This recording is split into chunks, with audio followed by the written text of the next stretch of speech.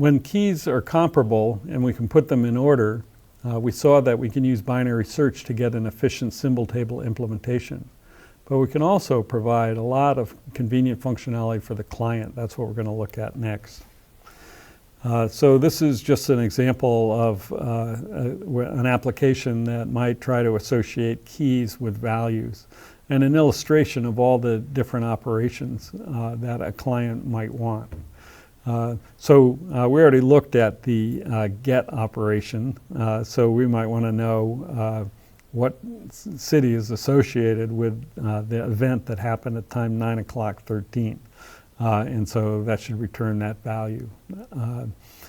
But there's plenty of other things that we might want, like, for example, what's the earliest time? That's the min. Or what's the latest time? That's the max. What about being able to iterate among all the keys between two given times?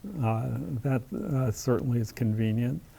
Then there's what's the seventh largest time? So that's selected, like the median, or it generalizes min or max. Which key happens second or seventh? So that's order statistics in our dynamic thing. What happened, what's the closest thing that happened just before 9:05? Certainly plenty of clients might want that. So this one is, I've only got 10 tickets to sell, so that's the cutoff point for selling, or 7 tickets, that's the cutoff point for anybody after that time doesn't get a ticket. And this one might be, if there's a time cutoff, I'm not going to sell tickets to anyone that came after that time.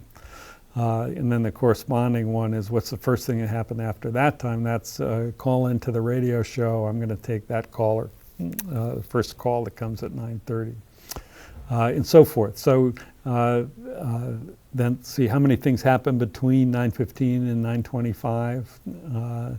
And how many calls were there before 9:10:25. So you can see that all of these operations are quite natural when we have the table in sorted order, and that's what we have for our binary search implementation. So we can implement these efficiently, and they are convenient and useful for the clients.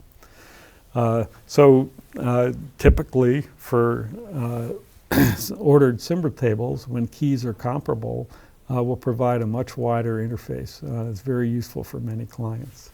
So we say that we're dealing with keys that are comparable by simply adding this extends comparable key to our declaration, same way we did for sorting methods. So all that means is our implementations can use compare to. But for the client, it means that all of these operations have meaning. Give me the minimum key, give me the largest key, and then I can get the value associated with that using get. Give me the largest key less than or equal to this key value, or the smallest key greater than that key value.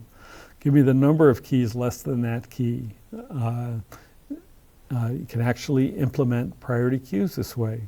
Delete the minimum key, delete the largest key. Now, usually we argue against wide interfaces, just adding operations to an interface. But usually our reason for doing so is that we can't guarantee that all the operations can be performed efficiently. In this case, as we'll see, ultimately we have ways to guarantee that all the operations can be performed efficiently, and they're so convenient for clients, it's certainly worth adding them. So we have iterate through all the keys and iterate through all the keys in a given range, and count the number of keys in a given range. All of these operations are very useful for clients, and we'll see plenty of examples later on. So we have to greatly expand our table. What are going to be the costs of all of these things? And this is a big difference between the binary search implementation, where the keys are kept in order in an array, and the sequential search implementation when they're all in a linked list. So, for example, to provide ordered iteration, you have to get them sorted, and that's going to be a lot of work and take n log n time, whereas binary search, you just iterate through the things in order. Give me the seventh key, we just go and look there, they're in order. The rank operation, that's essentially what binary search provides. That's our basic implementation, is providing rank. Floor and ceiling, that's again an outgrowth of the rank operation. Minimum and maximum, well, again, those are like select, they're just right there. You look at the first or the last. To insert or delete, however, takes linear time. To maintain the sorted array in dynamic fashion is going to take linear time. You have to go through the whole thing. And so that's really the key to thinking about ordered symbol tables and symbol tables in general. How can we guarantee that all operations are fast?